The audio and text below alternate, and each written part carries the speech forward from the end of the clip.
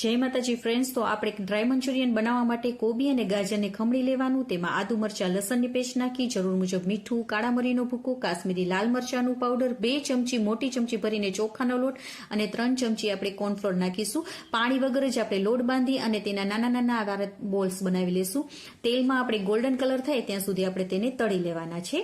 તો હવે 2 ચમચી તેલમાં આદુ મરચાં લસણની પેસ્ટને નાખી દઈશું. પછી આપણે ડુંગળી અને કેપ્સિકમ એડ કરીશું. સાથે જરૂર મુજબ મીઠું, કાળા મરીનો ભૂક્કો, લાલ મરચાંનો પાવડર, થોડું કેચઅપ, ગ્રીન ચીલી સોસ, થોડું સોયા સોસ અને અડધી ચમચી વિનેગર નાખીશું. બધાને આપણે 1 મિનિટ માટે કૂક કરી લેશું. અડધી વાટકી પાણી નાખી દઈશું. હવે અડધા ચમચી જેટલો કોર્નફ્લોર ને થોડું પાણી નાખી અને મિક્સ કરી દઈશું. હવે થોડો થોડો કોર્નફ્લોર નાખતા જશું અને જાડો ઘટ્ટ રસો થઈ જાય ને પછી આપણે મંચુરિયન બોલ નાખી દેવાના. હવે બધાને આપણે મિક્સ કરી લેશું. તો આપણું ડ્રાય મંચુરિયન તૈયાર થઈ ગયું છે. ઓકે ફ્રેન્ડ્સ, બાય, જય માતાજી.